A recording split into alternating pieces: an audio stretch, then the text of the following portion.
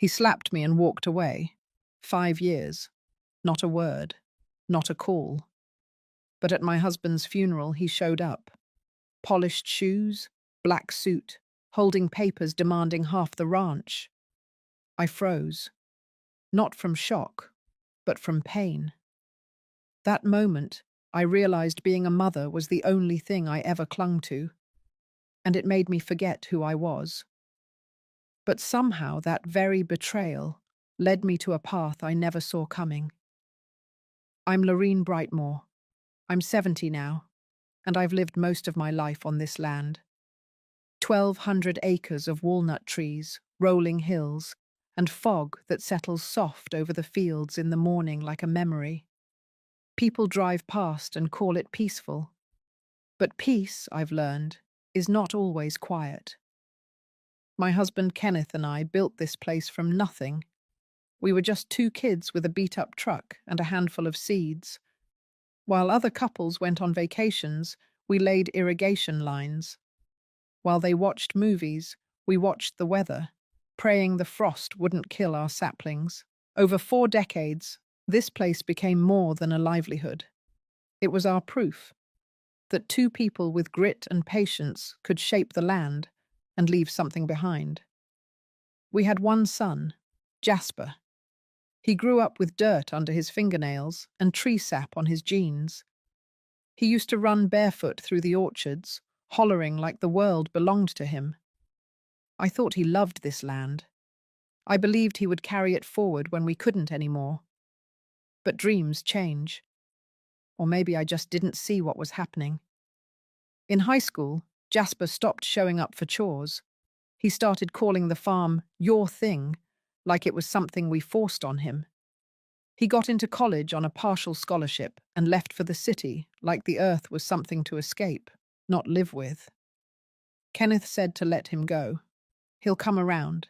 He just needs to find himself.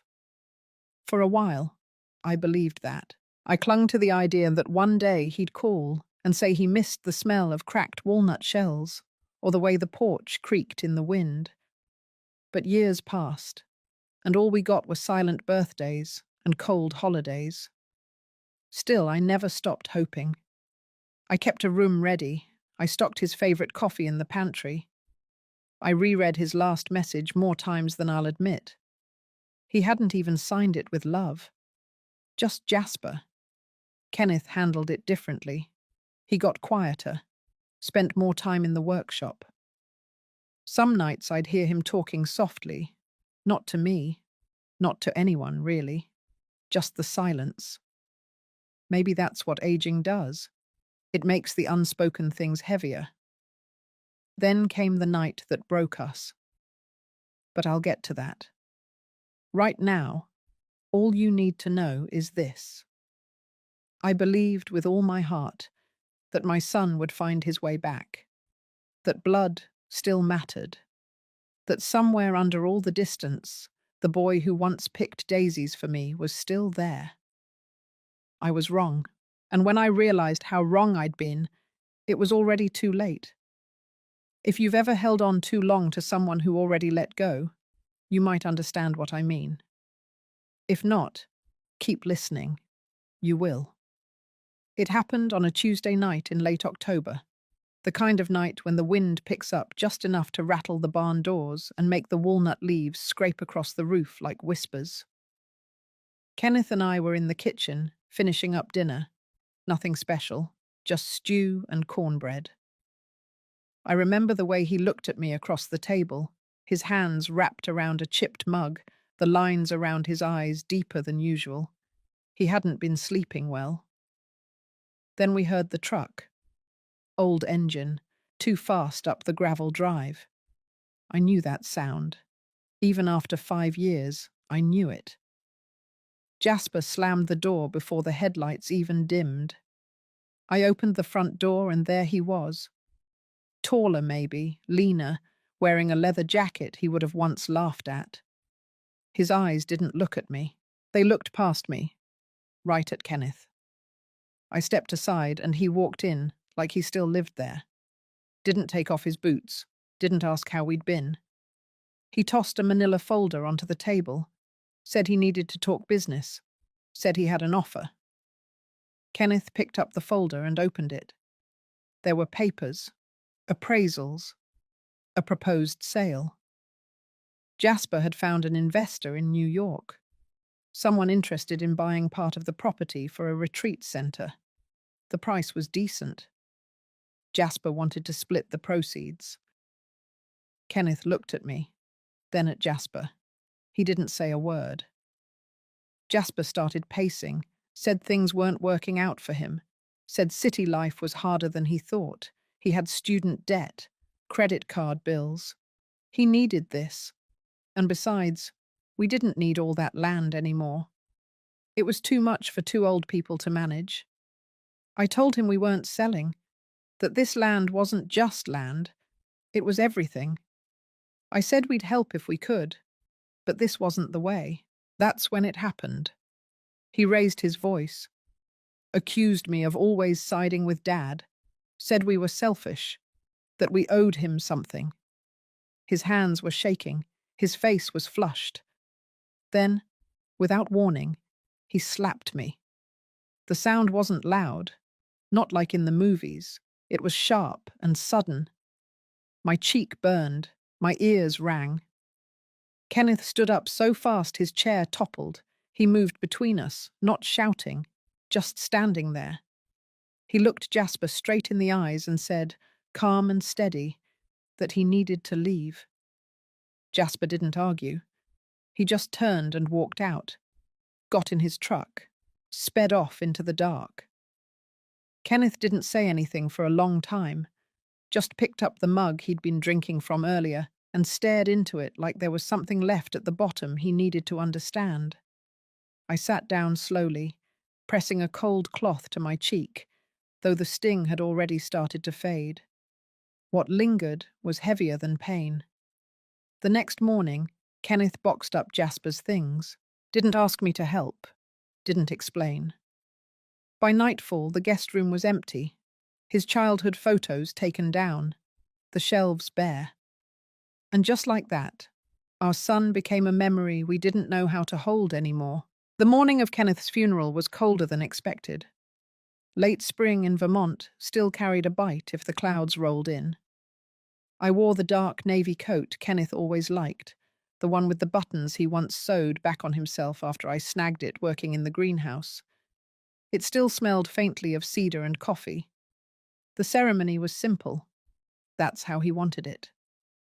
We held it at the orchard, just behind the old shed he built with his father. A small group of neighbors came, a few former employees, a retired vet who used to buy lumber from us every fall. No flowers, just a pine casket, closed. Kenneth wouldn't have wanted anyone looking at him lying still. I stood near the head of the grave, holding onto the folded letter he'd left me. My hands were steady. My voice didn't shake during the reading. I had rehearsed that moment so many times in my head, for weeks leading up to it. The man I had spent most of my life with was gone, but I hadn't let myself cry. Not yet. We were nearly done when I heard the tires crunching the gravel. A sleek black car pulled up along the path near the barn. Too polished, too new, not local. The door opened, and Jasper stepped out. 5 years older, clean shave, black wool coat, the kind of outfit you wear to make a statement. He didn't walk up to me, didn't make eye contact, just moved through the group like he belonged. A woman followed behind him. Younger, blonde, high heels in dirt. And then a third man, carrying a briefcase. The pastor paused. People looked around. No one said anything. Jasper waited until the last word was said, until the final prayer was spoken. Then he stepped forward, right up to the casket. He didn't place a hand on it, didn't speak to his father. Instead, he turned to me and nodded once, like we were two people in a meeting, not mother and son. The man with the briefcase stepped up beside him, handed me a document. It was a legal notice. Jasper had filed a claim against the estate. He was requesting 50% of the property, the full back half of the orchard and access to all operational equipment. According to him, he was the rightful heir, and since there was no public will, he had a legal right. I didn't react. I couldn't. Not right then. The woman with him, she smiled. Just enough for me to notice.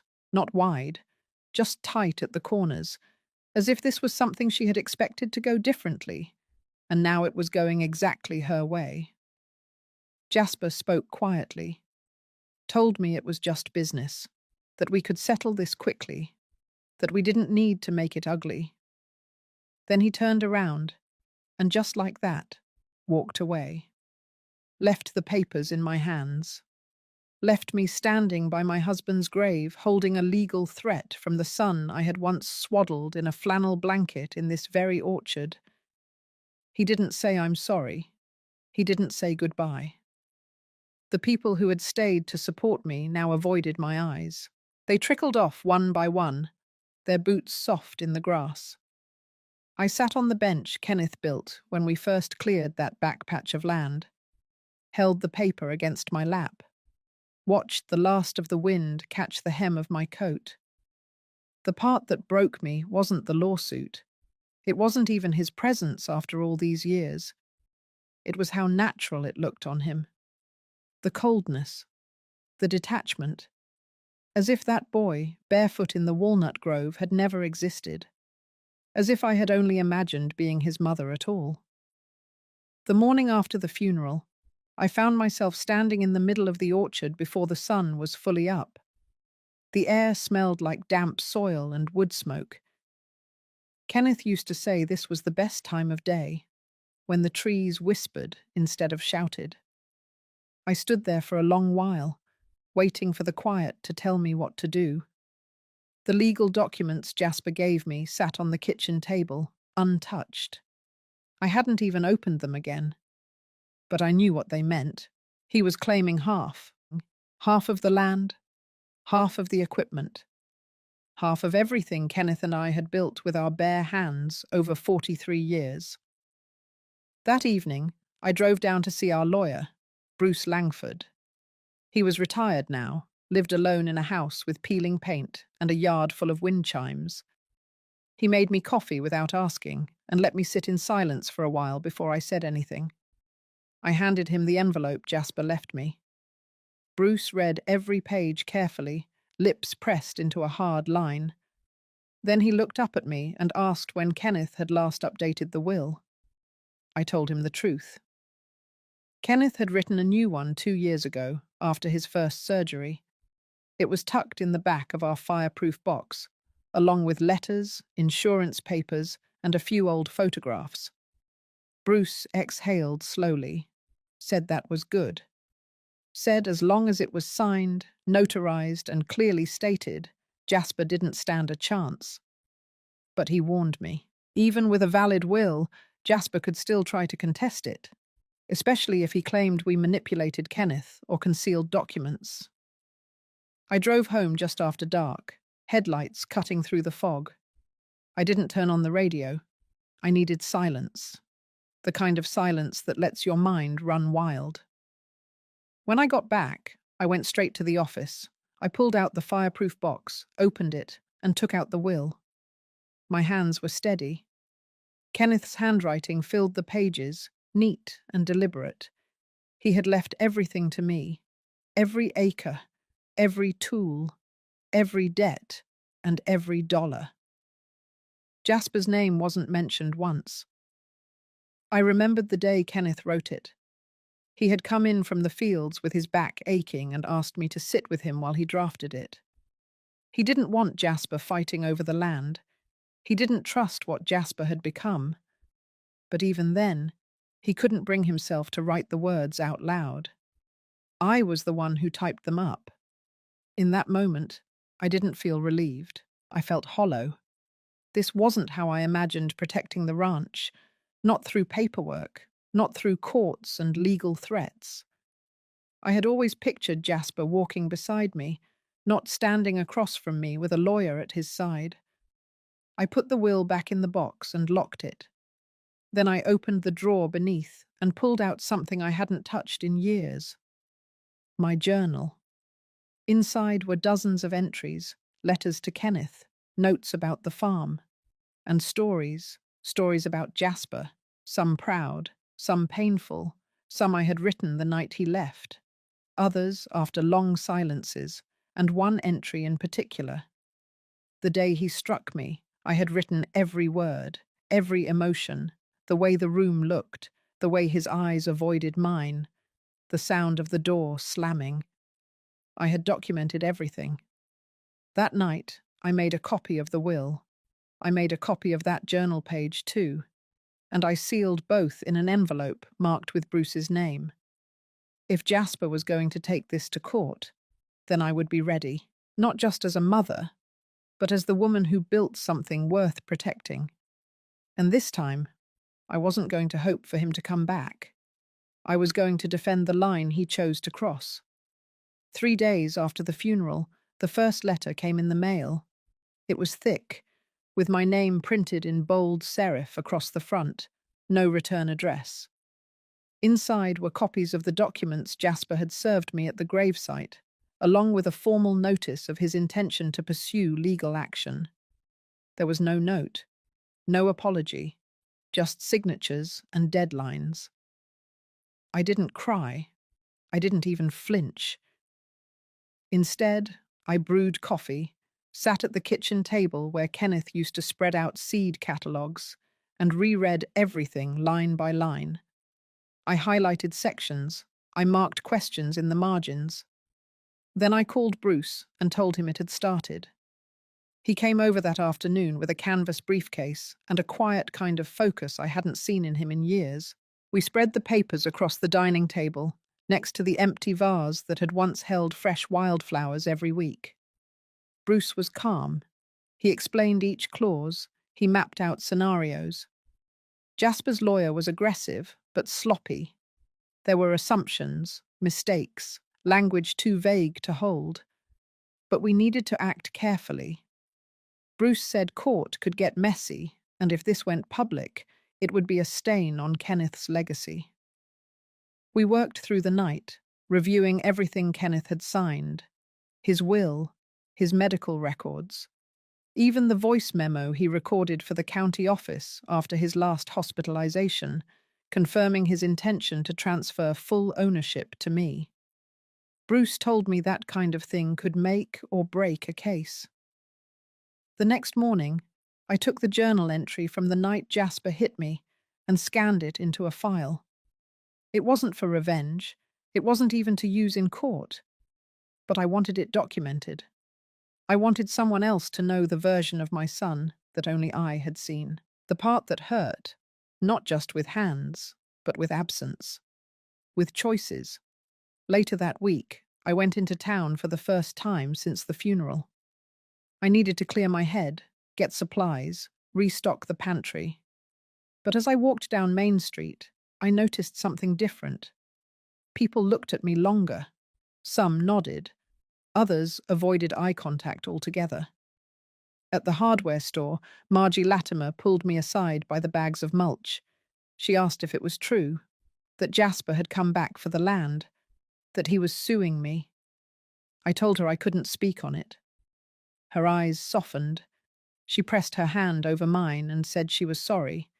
Then she said something that surprised me. She said she had always wondered why Jasper stopped coming around, that she remembered him as a sweet boy once, the kind who helped her fix a flat tire in the school parking lot without being asked. I nodded, but I didn't say anything. I didn't know how to tell her that that boy was gone, or maybe that he had never really been who I thought he was, that maybe, deep down, I had poured more love into him than he ever knew what to do with. When I got home, the fields were golden in the low afternoon light. I stood at the edge of the orchard and looked out over everything Kenneth and I had built. Rows and rows of walnut trees, perfectly spaced, steady, and quiet. I realized then that this fight wasn't about land. Not really. It was about memory, about who gets to decide what this place meant, about whether the story of this family would be written by the one who stayed or the one who left and came back only for what he thought he could take. And I knew something else, too. I wasn't going to let Jasper rewrite it. Not in court. Not in whispers around town. Not in silence. It was the letter from the probate clerk that finally shifted something inside me. I had known it was coming. Bruce had warned me we'd receive a formal notice of proceedings within a week. Still, when I held the envelope in my hand and saw the court date typed in block font, it felt different. More final. Like a countdown had begun. I placed it beside the fruit bowl, untouched, and stared out the kitchen window. The late afternoon sun stretched long shadows across the porch. I could see the edge of the south orchard, where Kenneth once tied red ribbons around the trees he wanted to watch for blight. They fluttered gently in the breeze. That small movement, quiet and constant, reminded me what still lived here. That night, I didn't sleep. My mind kept circling back to the same thought. This ranch was more than soil and crops. It was my body's memory, every scar on my hands, every ache in my spine. It had raised me just as much as I had raised it. And I knew then I wasn't just defending it from Jasper. I was reclaiming it for myself. The next morning, I called Sharon DeWitt. She used to work for me during harvest season back in the 80s, before she moved to Sacramento and started her own small business, helping family farms file for nonprofit protections. I hadn't spoken to her in years, but when I said my name, she remembered me immediately. We talked for 2 hours. I told her everything. About Jasper, about Kenneth's will, about the lawsuit, and about the ache I felt knowing I couldn't trust my only child. She listened. Then she asked a question that stopped me cold. She asked if I had ever thought about preserving the land through a legacy trust. I hadn't, not seriously. But as she explained how it worked, I felt something shift again. The trust would remove the ranch from private inheritance. It would protect it legally as a place for agricultural education, local internships, and historical preservation. I would still live here, still manage it as I pleased. But when I died, it wouldn't pass to anyone. Not Jasper, not anyone's lawyer. It would belong to the land itself. I asked her to send over everything: paperwork, timelines, legal limitations. I wanted to know the risks, the benefits, the loopholes. I read until my eyes hurt. Then I read more. That weekend, I met with Bruce again. We sat in the barn office with stacks of legal documents spread across the old drafting table Kenneth used for mapping irrigation.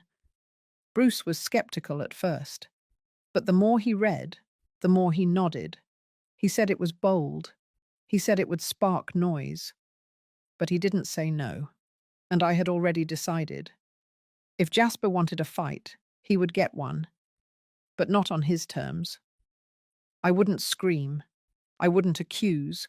I wouldn't play the role of bitter mother in a courtroom. I would simply remove the bait. If he wanted half of something, I'd make sure there was no half to claim. This was no longer about who was right.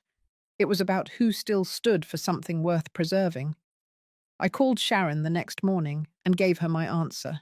I was ready. The paperwork for the land trust took 3 weeks. During that time, I kept everything quiet. I didn't mention a word to the neighbors. I didn't call Jasper. I didn't even tell the women at the Sunday service who usually asked how I was holding up. I kept my answers short, polite, practiced. But inside, I was moving. Slowly, deliberately. Sharon guided the process like she was leading a horse through a dark stable. Steady steps, clear instructions. Every form had a purpose, every signature a weight. I mailed documents, scanned old property maps, reviewed zoning codes. Bruce double-checked each clause. By the end of the third week, the land was officially transferred to the Whitaker Agricultural Trust, named after my mother-in-law, Ruth, who taught me how to prune the walnut trees when Kenneth and I first married. From that moment forward, the ranch was no longer personal property. It could not be divided, could not be sold for profit. It belonged to a mission, to educate, to sustain, to honor the work of hands over generations. I stood at the edge of the east field after the final signatures were confirmed and watched the fog roll low over the hills. For the first time in months, I felt something settle in my chest. Not relief exactly, but clarity. The court date arrived on a Thursday. The building smelled like pine cleaner and old coffee. I wore a navy dress and my late mother's brooch, the one shaped like a gold maple leaf. Bruce carried our files in a thin leather folder. Sharon came with us, dressed in a beige coat and flat shoes that squeaked on the linoleum floors. Jasper was already there. His lawyer sat beside him, young and impatient. Jasper wore a dark suit, cleaner than the one from the funeral. His face was blank. Not angry, not smug, just blank. Like this was a business meeting and I was simply the opposing party. We didn't speak. Not a nod. Not a glance. When the hearing began, the judge asked for opening remarks. Jasper's lawyer started first. He laid out claims of shared inheritance, pointed to birthright, emphasized emotional hardship and estrangement. He painted Jasper as a misunderstood son seeking fairness. Then Bruce stood. His voice didn't rise. He didn't argue. He simply handed the judge the land trust certificate, the notarized will, and the memo Kenneth had recorded. He explained that the property in question was no longer subject to private claim, that my husband had acted within full legal rights, that the land now served a greater purpose beyond any individual's ownership. The judge nodded, took notes, asked for documentation to be added to the record. No raised voices, no drama. Then it was over. Jasper looked at me for the first time since he had walked into the funeral. His face shifted, just slightly. His jaw clenched. There was something like confusion in his eyes, as if he had expected me to cry, to break, to give in. But I didn't. We left the courthouse in silence. Sharon hugged me once outside, then headed to her car. Bruce walked me to mine. His hand touched my shoulder gently, nothing more. No congratulations, no celebration. At home, I boiled water for tea and watched the light change over the orchard. The lines of the trees were sharper now, clearer somehow. The air smelled like purpose. That night, I slept with the windows open. The wind moved through the house like it remembered it belonged here too. 2 weeks passed after the hearing. The air had turned colder, with mornings dipped in frost and the evenings drawing in earlier each day. The ranch fell into its quiet rhythm. No calls came, no more papers. Jasper didn't reach out, and I didn't expect him to. But silence has a way of echoing. One morning, just after I'd finished stacking firewood, I found an envelope tucked between the storm door and the frame. No stamp, no name. Inside was a letter, Jasper's handwriting, unmistakably his. Slanted, quick strokes like he had rushed through it. I sat down on the porch swing and read every line without pausing. It wasn't an apology. Not really. He said he was shocked at what I'd done, that I had taken something from him that was supposed to be his by blood, that Kenneth would have wanted him to have a piece of it. Then came the part that struck the hardest. He said he had already taken out a loan in anticipation of winning the case, and now he was stuck. Said I had left him nothing to fall back on, that I had burned the bridge between us for good. I folded the letter and placed it in my coat pocket. I didn't cry. Not this time. Later that evening, I went up to the attic. I hadn't touched anything in there since Kenneth passed. The space smelled of cedar and dust. I dug through old boxes until I found a small metal tin where we used to keep Jasper's childhood drawings. Stick figures, farm animals, crooked tractors. I ran my fingers over each one, remembering the boy who once stayed up late to help Kenneth wash harvest bins, who used to chase barn cats through the fields like he belonged to this land. That boy was gone, and I couldn't chase him back. The next day, I mailed a letter of my own, just one page. I told Jasper I had received his message. I told him I understood his anger, even if I didn't agree with it.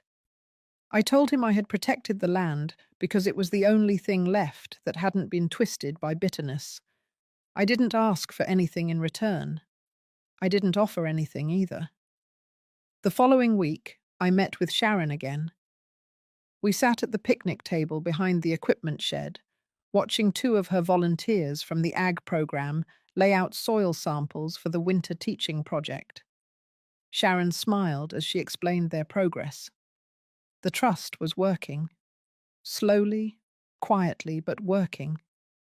Students from the community college had started visiting on weekends. Local growers were signing up for workshops in January.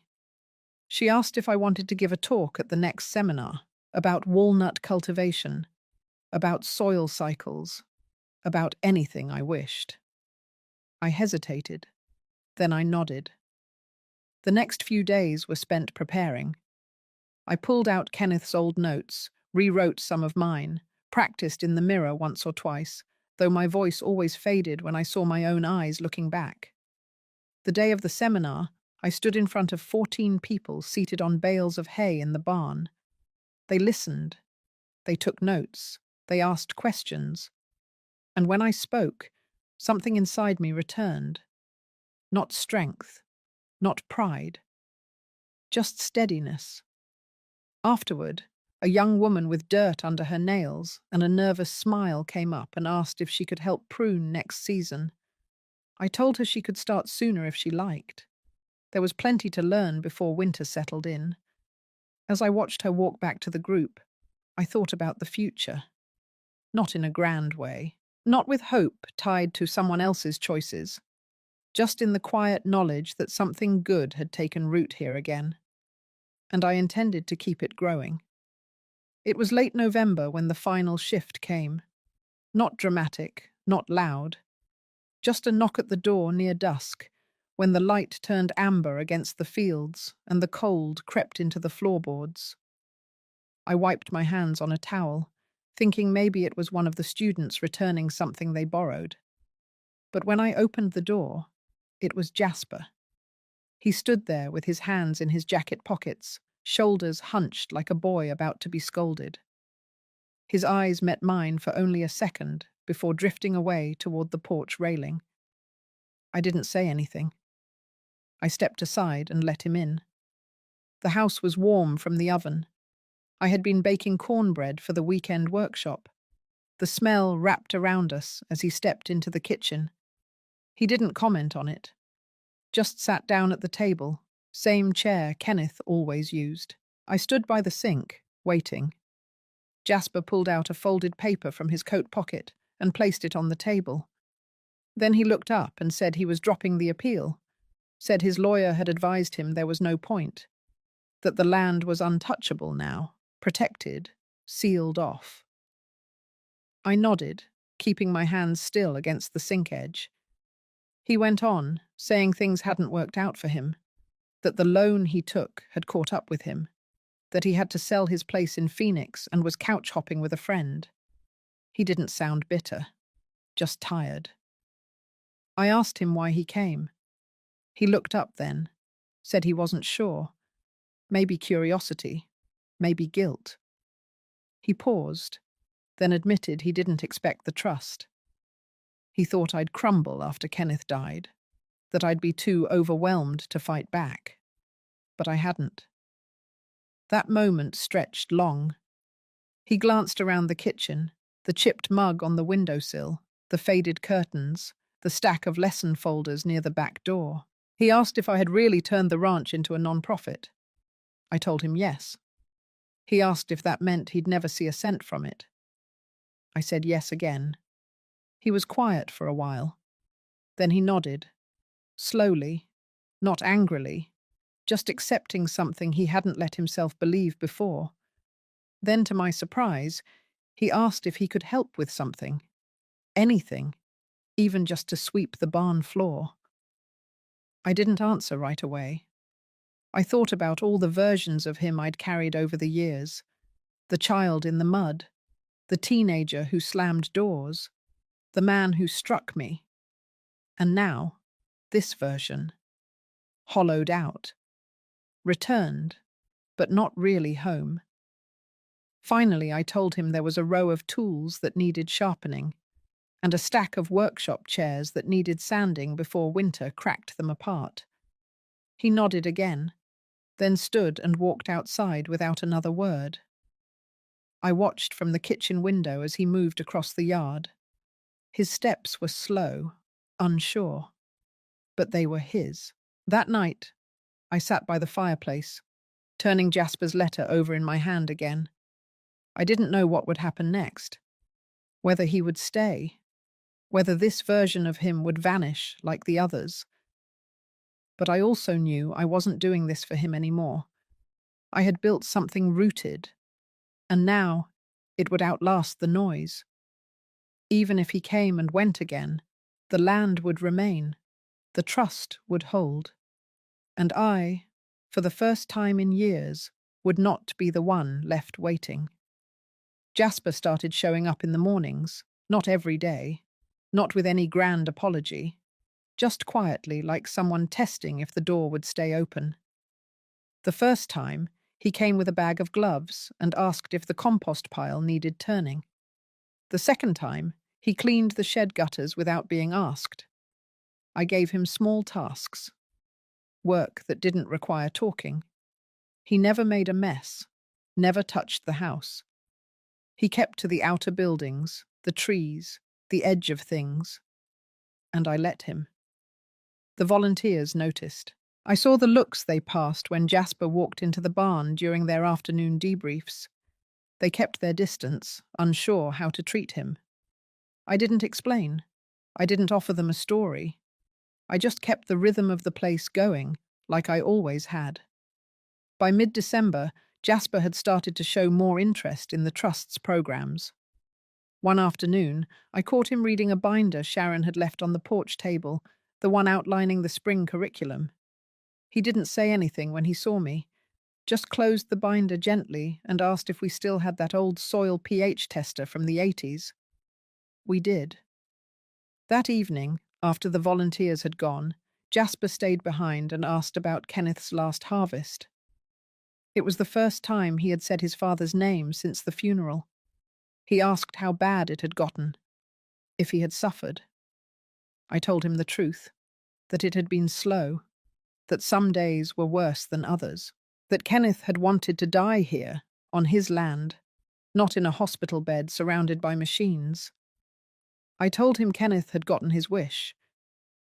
Jasper stared at the floor for a long time before he nodded, then he stood and left. The next morning, a package arrived. It was addressed to me, but the return address was from a bookstore in New Mexico. Inside was a copy of a rare agricultural memoir Kenneth used to talk about, one he had never managed to find. Tucked inside the cover was a note, just a few lines. It said he had remembered. I kept the book on the windowsill by the kitchen. I didn't say thank you. I didn't bring it up. But I noticed he lingered a little longer each day, that his shoulders didn't curve inward so much anymore. A week later, I saw him walking with one of the younger volunteers through the north field. He was pointing at the irrigation lines, explaining something. His voice was low, but steady. When they passed by the tool shed, I heard her laugh. That night, I sat with my tea and listened to the wind move through the porch screens. There was no resolution, No big moment of forgiveness. But something quieter had taken root. I had protected the land, preserved the mission. I had not opened my arms, but I had left the door ajar. And Jasper, for the first time in years, was walking towards something instead of away from it. I didn't know what would come next. But the earth was resting, the trees were strong, the hands tending them were new and old all at once. That was enough for now. By the first week of January, the frost had settled deep into the soil. The ranch slowed to its winter pace. Most days were quiet, marked only by the sound of boots across gravel and the soft thud of feed bins closing. I spent mornings in the kitchen with black coffee and paperwork, and the afternoons checking fence lines with Bruce or reviewing the next season's workshop schedule with Sharon. Jasper was still around. Not every day, but often enough that his absence started to feel unusual. One afternoon, I walked out to the north edge, where the younger trees were being trimmed back. Jasper was there with Nora, a high school volunteer who had taken to pruning with surprising skill. He was showing her the right angle for clean cuts, how to check for disease in the branch tips. They spoke softly, but the rhythm was clear. Instruction, response, correction, patience. I stood back for a while before making my way toward them. When Jasper saw me, he paused, nodded once, then stepped back and let Nora continue on her own. I didn't say anything, just looked over the trimmed rows and noted how precise the work had become. Later that day, I found a folder left on the porch table. It was from Sharon. Inside was a formal request to submit the ranch as a case study for a rural revitalization program. The board wanted to feature it in their spring report. They had seen the data, they saw what we had built, and they wanted others to learn from it. There was a photo attached. One of the volunteers had taken it without my knowing. It showed the barn during the fall harvest workshop, tables lined with soil samples, people listening. Jasper was in the corner of the frame, carrying a crate of tools, his face turned halfway from the lens. I kept staring at the photo long after the sun had gone down. That night, I sat down and wrote a short piece about the ranch, about the trust, about what happens when something broken is repurposed instead of thrown away. I sent it to Sharon, and within days, she forwarded the edited draft from the board. They had accepted it. It would be published in the spring. The following week, I gave Jasper a copy. He read it without speaking. His fingers stayed on the page even after his eyes had stopped. Then he set it down carefully, almost deliberately. He didn't comment. But he stayed for dinner that night. First time in years. We didn't talk about the past. We didn't talk about the future either. We just ate. The heater ticked in the background. The same radio station Kenneth used to play drifted softly from the kitchen. Jasper reached for seconds. I refilled his glass. The dogs dozed near the back door. It wasn't dramatic. It wasn't closure.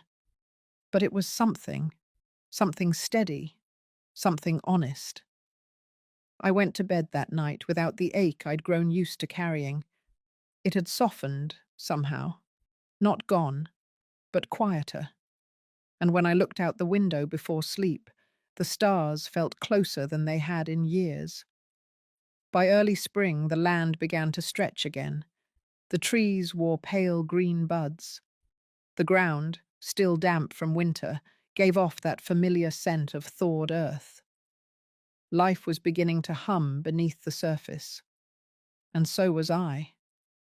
The workshop season picked up again. More volunteers, more lessons. Sharon brought a film crew one weekend to document the progress of the educational program. They interviewed students, filmed soil tests, walked the rows in the orchard with steady hands and silent awe. I stayed mostly out of frame. That wasn't what this was for. Jasper didn't disappear. He didn't move back in either. He stayed close, in his own way, fixing what was broken, replacing what had worn thin.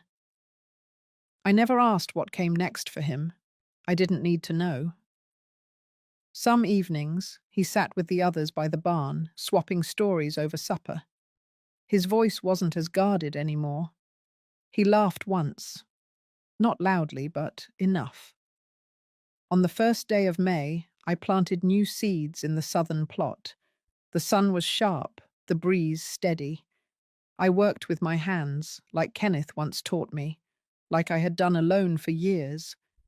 But this time, I wasn't alone. I stood back and looked over the land, the fences, the rows. It no longer felt like something I was keeping alive. It felt like something keeping me alive. I hadn't forgiven everything. Some wounds don't close the way we want, but they stop bleeding. This wasn't a neat ending, but it was the right one. The kind built on quiet, daily choices. The kind that grows even when no one is watching. And that, I had learned, was more than enough. If this story reminded you of someone you've loved, lost, or had to let go of to protect yourself, you are not alone. These quiet moments of clarity, of reclaiming your peace, they matter more than we know. If you've found strength in silence or rebuilt something with your own hands, share it in the comments.